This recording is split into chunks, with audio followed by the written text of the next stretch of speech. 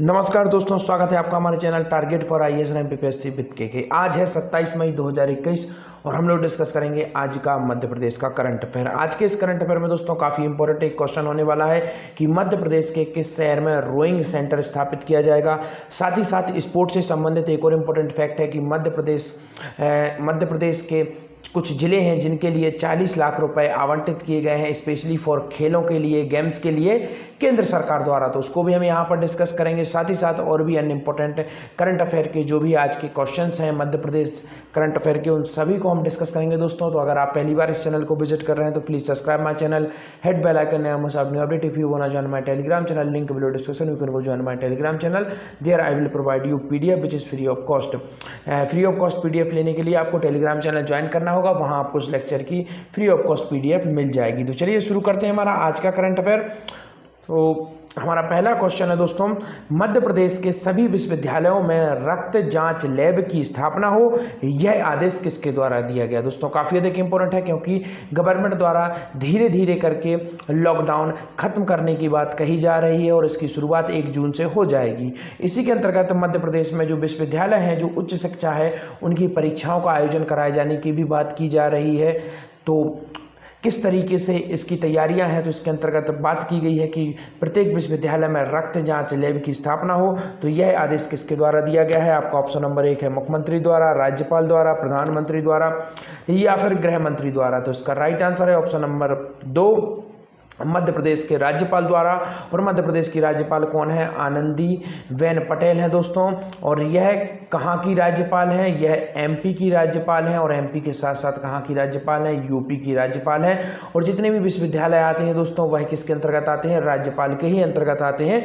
तो इसी के अंतर्गत माननीय राज्यपाल द्वारा यह आदेश दिया गया है कि जो मध्य प्रदेश के जितने भी विश्वविद्यालय हैं उन सभी में रक्त जाँच लैब स्टैब्लिश की जाए, जिससे कि लोगों को तात्कालिक रूप से जानकारी प्राप्त की जा सके कि वह संक्रमित है या नहीं। और साथ ही साथ यह भी बताना चाहूंगा, मध्य प्रदेश के राज्यपाल से संबंधित काफी समय बाद राज्यपाल का नाम आया है। पूरे इंपॉर्टेंट फैक्ट आपको बता देता हूं। तो चलिए फटाफट शुरुआत करते हैं। जैसे कि मध्य प्रदेश के प्रथम राज्यपाल कौन थे, पट्टाभी सीतारमैया मध्य प्रदेश के प्रथम राज्यपाल थे। मध्य प्रदेश के प्रथम कार्यवाहक राज्यपाल कौन थे दोस्तों, मध्य प्रदेश के प्रथम कार्यवाहक राज्यपाल थे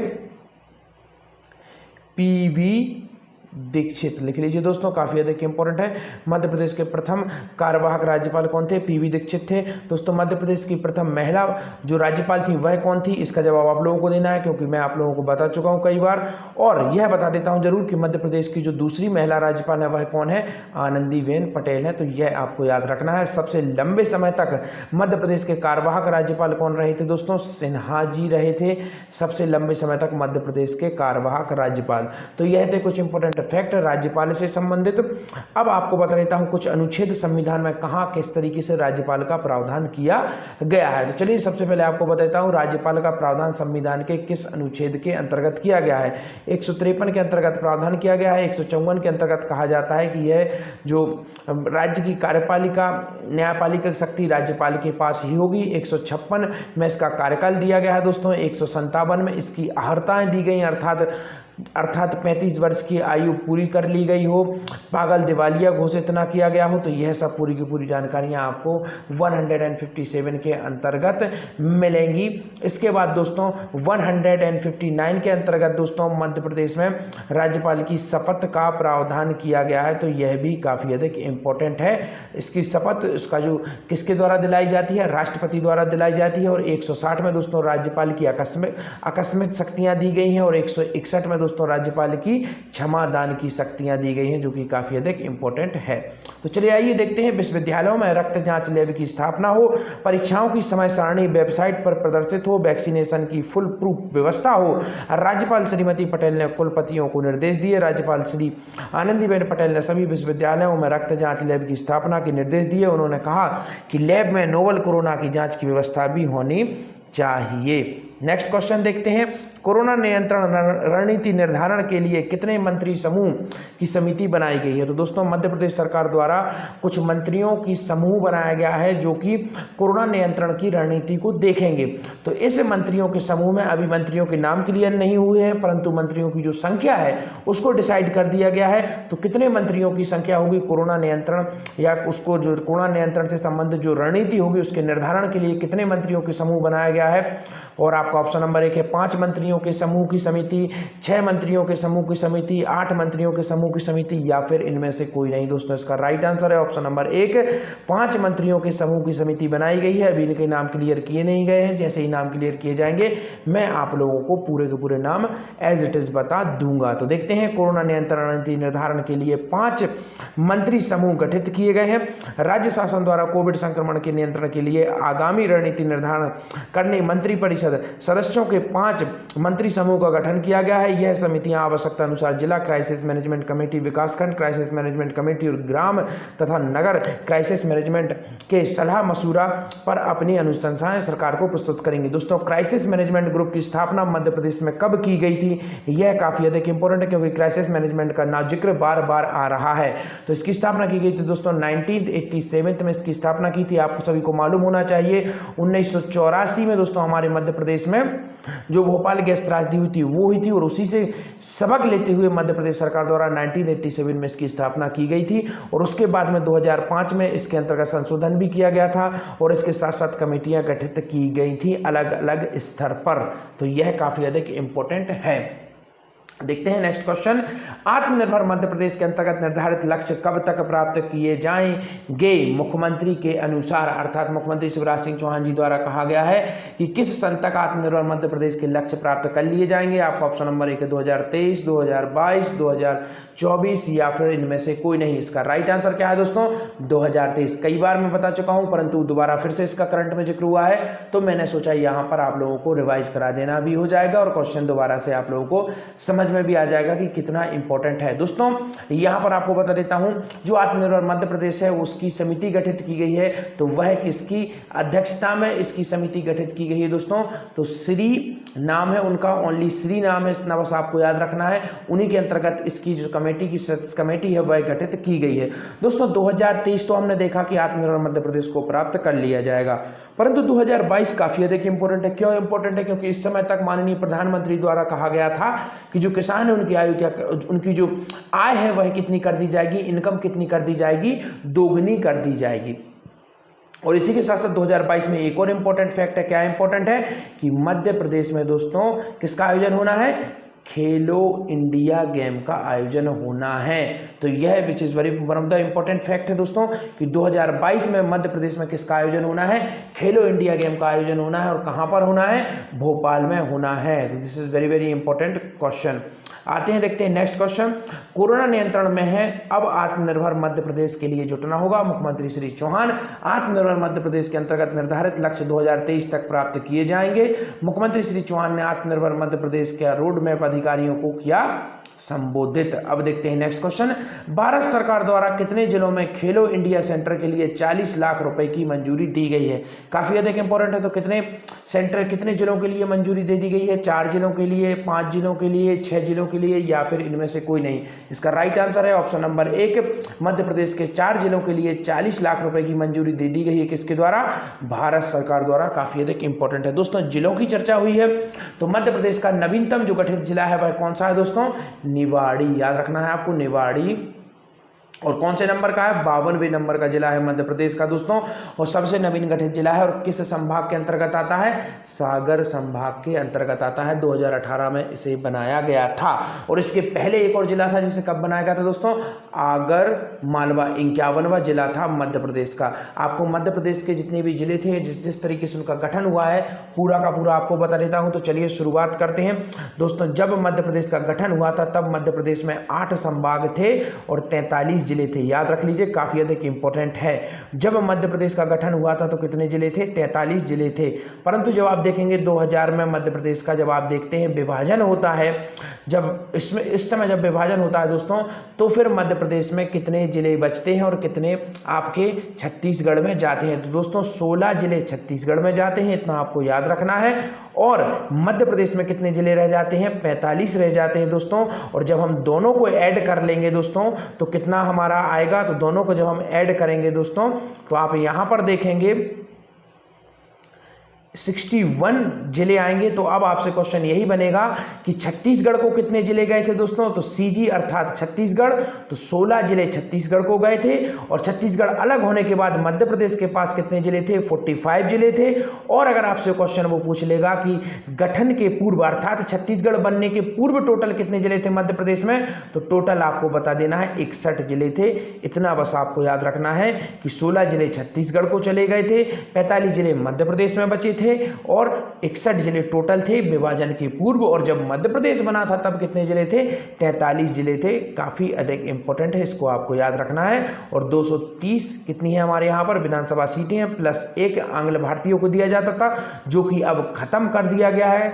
किस संविधान संशोधन के अंतर्गत खत्म कर दिया गया है? काफी अधिक इंपॉर्टेंट है। तो अभी जो नवीन सबसे संविधान संशोधन किया गया था उसके अंतर्गत इसे खत्म कर दिया गया है। अर्थात अब किसी भी प्रकार से आंग्ल भारतीयों के लिए ये जो सीट का जो दिया जाता था वह अब नहीं दिया जाएगा। तो हमें याद रखना है केवल और केवल 230 सीटें अभी अवेलेबल हैं वर्तमान में। तो यह आपको याद रखना है। चर्चा की गई है सीट की, तो फिर आपको मध्य प्रदेश विधानसभा से संबंधित कुछ इंपॉर्टेंट फैक्ट बता देता हूं। दोस्तों मध्य प्रदेश की नवीनतम विधानसभा कहां पर है दोस्तों? भोपाल में है। और दोस्तों नवीनतम विधानसभा की जो स्थापना है, जो उद्घाटन है, वह कब किया गया था? यह काफी अधिक इंपॉर्टेंट है। तो 3 अगस्त 1996, याद रख लीजिए कब किया गया था? 3 अगस्त 1996 को इसका क्या किया गया था? उद्घाटन किया गया था। अब मैं आपको यहां पर बताना चाहूंगा कि 3 अगस्त 1996 को उद्घाटन किया था, परंतु किसने किया था? शंकर दयाल शर्मा जी ने। और यह ऐसे एकमात्र व्यक्ति थे मध्य प्रदेश के जो कि उपराष्ट्रपति, राष्ट्रपति, याद रखते जाना आपको, और मुख्यमंत्री सीएम रहे थे। यह किसके सीएम रहे थे? यह मध्य प्रदेश के नहीं दोस्तों, भोपाल राज्य के सीएम रहे थे। काफी अधिक इंपॉर्टेंट है। भोपाल राज्य का सीएम किसे नियुक्त किया गया था? शंकर दयाल जी को ही नियुक्त किया गया था। मैंने आप लोगों को बताया था भोपाल का भारत में विलय कब हुआ था दोस्तों? 1 जून 1949 को इसका भोपाल में विलय हुआ था। तो this is very very important. तो यह काफी अधिक इंपॉर्टेंट फैक्ट थे इससे संबंधित, जो कि मैंने सोचा आप लोगों को बता दिए जाने चाहिए। देखते हैं, भारत सरकार द्वारा 4 जिलों में खेलो इंडिया सेंटर के लिए 40 लाख रुपए की मंजूरी। भारत सरकार के युवा कल्याण कार्यक्रम खेल मंत्रालय नई दिल्ली द्वारा मध्य प्रदेश को 4 जिलों में खेलो इंडिया सेंटर बनाने के लिए 4 लाख रुपयों की मंजूरी दे दी गई है। और आज का सबसे अधिक इंपॉर्टेंट क्वेश्चन दोस्तों, मध्य प्रदेश के किस शहर में रोइंग सेंटर स्थापित किया जाना है? आपका ऑप्शन नंबर 1 है दतिया, शिवपुरी, भिंड या फिर भोपाल। इसका राइट आंसर है दोस्तों ऑप्शन नंबर 1 दतिया में दोस्तों जो आपका रोइंग सेंटर है इसको स्टैब्लिश किया जाएगा। मध्य प्रदेश का रोइंग सेंटर कहां पर स्टैब्लिश किया जाएगा? दतिया में इसे स्टैब्लिश किया जाएगा। अब दतिया से इंपॉर्टेंट कुछ फैक्ट बता देता हूं आपको, जैसे कि सन कुआ का मेला, याद रखना है आपको। पॉइंट 1, सनकुआ का मेला कहां पर रखता है? यहीं पर रखता है। और सोनगिरी, याद रखना है आपको, सोनगिरी दोस्तों जैन तीर्थ स्थल है, वह कहां पर है? वह भी आपके दतिया में है। तो आपको याद रखना है सोनगिरी और सनकुआ का मेला दोनों कहां पर है? दतिया में। और दोस्तों मां पीताम्बरा जो शक्तिपीठ है वह कहां पर है? वह भी दतिया में ही है दोस्तों। और इसी जिले से हमारे वर्तमान जो गृह मंत्री हैं वह भी चुनकर आते हैं। तो यह काफी अधिक इंपॉर्टेंट फैक्ट थे दतिया से संबंधित। अब शिवपुरी से संबंधित कुछ इंपॉर्टेंट फैक्ट बता देता हूं, जैसे कि जो सिंधिया राजवंश है दोस्तों उसकी ग्रीष्मकालीन यह राजधानी रही थी। और ग्रीष्मकालीन राजधानी से बनाया किसके द्वारा गया था दोस्तों? माधव राव सिंधिया जी जो फर्स्ट थे उनके द्वारा इसे क्या बनाया गया था? सिंधिया जो राजघराने हैं उसकी जो ग्रीष्मकालीन राजधानी है वह बनाई गई थी। और यहीं पर दोस्तों माधव राष्ट्रीय उद्यान भी है दोस्तों। और इस राष्ट्रीय उद्यान की स्थापना कब की गई थी? 1958 में इसकी स्थापना की गई थी दोस्तों। और यहीं पर आपकी सांख्य राजे सिंधिया झील भी यहीं पर है, तो यह भी काफ़ी अधिक इंपॉर्टेंट है। सांखराजे सिंधिया झील यहीं पर है, और यहीं पर दोस्तों जॉर्ज कैसल भवन भी कहाँ पर है, वह भी यहीं पर है, शिवपुरी। अब चर्चा हो रही है दोस्तों किसकी, गेम की चर्चा हो रही है, स्पोर्ट्स की बात हो रही है, तो शिवपुरी स्पोर्ट्स में काफ़ी अधिक इंपॉर्टेंट है। क्यों इंपॉर्टेंट है दोस्तों, तो यह भी बता देता हूँ, क्योंकि मध्य प्रदेश की वर्तमान जो खेल मंत्री हैं यशोधरा राजे सिंधिया, वह यहीं से आती हैं। और शिवपुरी में दोस्तों क्या है, मध्य प्रदेश क्रिकेट की जो एकेडमी है दोस्तों वह यहाँ पर खोली गई है, तो इसको भी आपको याद रखना है। और मध्य प्रदेश की प्रथम क्रिकेट एकेडमी कहाँ पर खोली गई थी दोस्तों, जिसे जानते हैं हम लोग, कहाँ पर खोली गई थी, इंदौर में खोली गई थी, तो इसको भी आपको याद रखना है। मध्य प्रदेश की प्रथम क्रिकेट खेल एकेडमी कहाँ पर, इंदौर में शुरुआत की गई थी। और मध्य प्रदेश की दोस्तों खेल राजधानी के नाम से किसे जाना जाता है, इंदौर को ही जाना जाता है। और मध्य प्रदेश की दोस्तों प्रथम खेल पत्रिका जिसका नाम क्या था, हल चल, याद रख लीजिए, काफी अधिक इंपॉर्टेंट है। मध्य प्रदेश की प्रथम खेल पत्रिका जिसका नाम हलचल था 1915 में कहां से निकाली गई थी, इंदौर से ही निकाली गई थी, तो इसको भी आपको याद रखना है। खेल से संबंधित एकमात्र पत्रिका है, और वह कहां से निकाली जाती है, इंदौर से निकाली जाती है, और सबसे पुरानी पत्रिका है। इसलिए दोस्तों मध्य प्रदेश की खेल राजधानी किसे कहा जाता है, इंदौर को कहा जाता है। दोस्तों भिंड में क्या है, भिंड में होलकर वंश के संस्थापक मल्हार राव होलकर की समाधि है, तो इसको भी आपको याद रखना है। और सबसे लास्ट में आप देख रहे होंगे भोपाल, भोपाल दोस्तों काफी अधिक इंपॉर्टेंट है। इससे जितने भी इंपॉर्टेंट फैक्ट है फटाफट से आपको बता देता हूं। सबसे पहले हमारा फोकस किस पर है, स्पोर्ट पर है, स्पोर्ट से ही संबंधित पूरे फैक्ट बता देता हूं। जैसे कि मध्य प्रदेश भोपाल में दोस्तों कुछ इंपॉर्टेंट फैक्ट बता देता हूं। जैसे सबसे पहला फैक्ट है दोस्तों तात्या टोपे स्टेडियम, काफी अधिक इंपॉर्टेंट स्टेडियम है दोस्तों। यह ऑटोमेटिक स्टेडियम है और पूर्णतः सौर ऊर्जा से चलने वाला एकमात्र स्टेडियम है हमारे प्यारे मध्य प्रदेश का, इसको आपको याद रखना है। सेकंड स्टेडियम कौन सा है भोपाल में दोस्तों, यस बाग, इसको आपको याद रखना है। सेकंड स्टेडियम कौन सा है, यस बाग स्टेडियम है हमारे भोपाल में। तो यह कुछ इंपॉर्टेंट फैक्ट है इससे संबंधित, जो कि मैं आपको लगातार बताते जा रहा हूं। अब बताता हूं आपको कुछ और अन्य इंपॉर्टेंट फैक्ट, केवल आपको दो चीजें याद रखना है, 2007, और अब इसके बाद जितनी भी अकेडमियां बताता जा रहा हूं मैं दोस्तों, इन सब की स्थापना 2007 में हुई थी। और दोस्तों इन सब की स्थापना 2007 में हुई थी, और सब की सब कहां पर है, भोपाल में। जैसे मध्य प्रदेश का वाटर स्पोर्ट एकेडमी याद रखना है आपको, मध्य प्रदेश शूटिंग एकेडमी कहाँ पर है, यहीं पर है दोस्तों।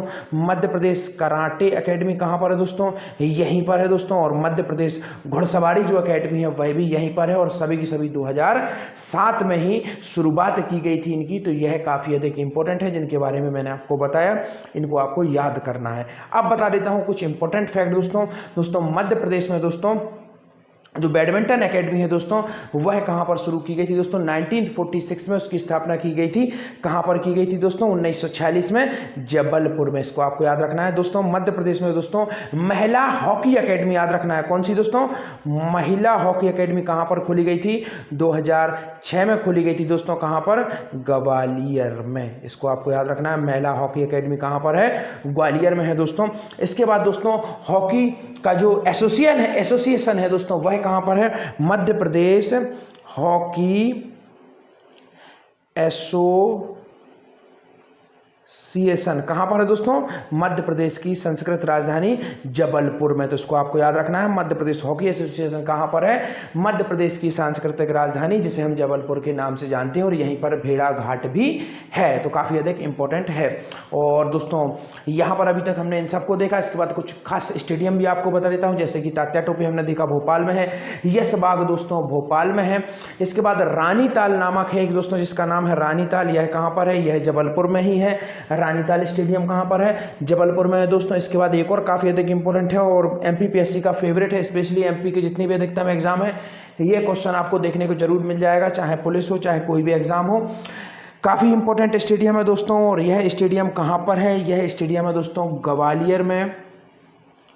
और इसका नाम क्या है दोस्तों, ग्वालियर वाले स्टेडियम का दोस्तों इसका नाम है, जो मेजर ध्यानचंद थे उनके भाई थे उनके नाम पर है। और इसका जवाब मैं चाहूँगा आप लोग दें। और मेजर ध्यानचंद के नाम पर जो स्टेडियम है दोस्तों वह कहाँ पर है, भोपाल में है, इसको आपको याद रखना है। और यह भी याद रखना है कि मेजर ध्यानचंद हॉकी के खिलाड़ी थे, परंतु उनके नाम पर जो स्टेडियम है वह क्रिकेट का स्टेडियम है, और मध्य प्रदेश का दोस्तों। चलिए आपको बता देता हूँ, मैं ग्वालियर वाला जो स्टेडियम मैं बता रहा था मैं ही बता देता हूँ, रूप सह स्टेडियम, याद रख लीजिए दोस्तों। रूपसिंह स्टेडियम कहाँ पर है? ग्वालियर में है और दूधिया रोशनी के लिए जाना जाता है। दो ऐसे स्टेडियम है जो दूधिया रोशनी के लिए जाने जाते हैं, रूपसिंह स्टेडियम ग्वालियर, और क्रिकेट का स्टेडियम है दोस्तों यह भी रूपसिंह स्टेडियम, क्योंकि एमपीपीएससी में लास्ट बार पूछ लिया गया था इस बार के पेपर में यह किस खेल का स्टेडियम है, तो यह दोस्तों आपका क्रिकेट का स्टेडियम है। इसके बाद रूपसिंह के बाद सेकंड आप देखेंगे दोस्तों जो दूधिया रोशनी के लिए जाना जाता है वो होलकर स्टेडियम, यह भी काफ़ी अधिक इंपॉर्टेंट है और इंटरनेशनल जो मैचेस है वह यहीं पर खेले जाते हैं। इसी के साथ दोस्तों हमारा आज का करंट अफेयर सेशन कंप्लीट होता है और आज के आपके क्वेश्चंस, मुख्यमंत्री कोविड-19 अनुकंपा नियुक्ति योजना में मंत्रिपरिषद का अनुमोदन कब दिया गया? सेकंड क्वेश्चन दोस्तों, प्रदेश को कोरोना मुक्त करने के लिए किल कोरोना उपचार अभियान कब से शुरू किया जाएगा?